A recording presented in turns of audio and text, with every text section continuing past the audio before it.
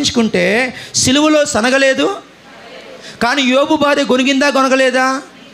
యోబు భార్య గొనిగింది, కానీ మనం కూడా గొనగమా? శ్రమ వస్తే, ఇబ్బంది వస్తే, అనారోగ్యం వస్తే మనం గొనుగుతాం. కానీ ప్రభు ఏం చేశాడు? మౌనంగా భరించాడు.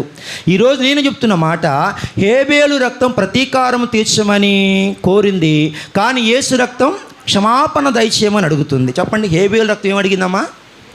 నా శత్రువుని పగ తీర్చుకో అంది. కానీ యేసు రక్తం క్షమించమని, ఆ రక్తం ఇప్పుడు కూడా గోజాడుతుంది. రక్తం ఏరులై పారి మన ఇంటి దాకా వచ్చి వీరిని క్షమించమని బ్రతిమలాడుకుంటుంది.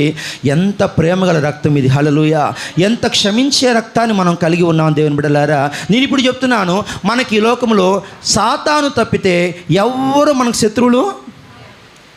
సాతాను తప్పితే భర్త శత్రువుగా ఉండకూడదు, భార్య శత్రువుగా ఉండకూడదు, స్నేహితులు శత్రువుగా ఉండకూడదు, ఇరుగు పొరుగు వారు శత్రువులుగా ఉండకూడదు, మన బంధువులు శత్రువులుగా ఉండకూడదు. మన పై అధికారి తిడతాడు, అవమానపరుస్తాడు, జీతం పెంచడు, ఇంక్రిమెంట్ కూడా పెంచడు, అయినా మనం ప్రేమించాలి. మన ప్రేమతో వారి హృదయాలు గెలవాలి. ఆమేన్. వారి గుండెల్లో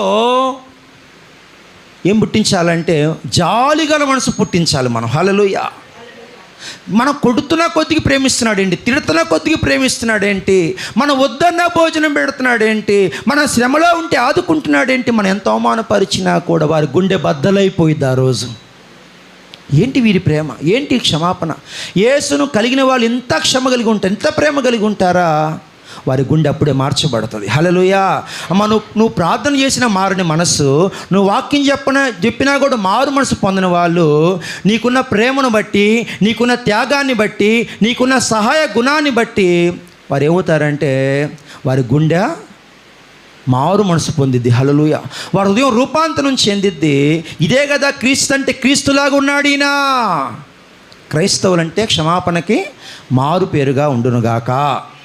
ముందాం ఈరోజు మనకు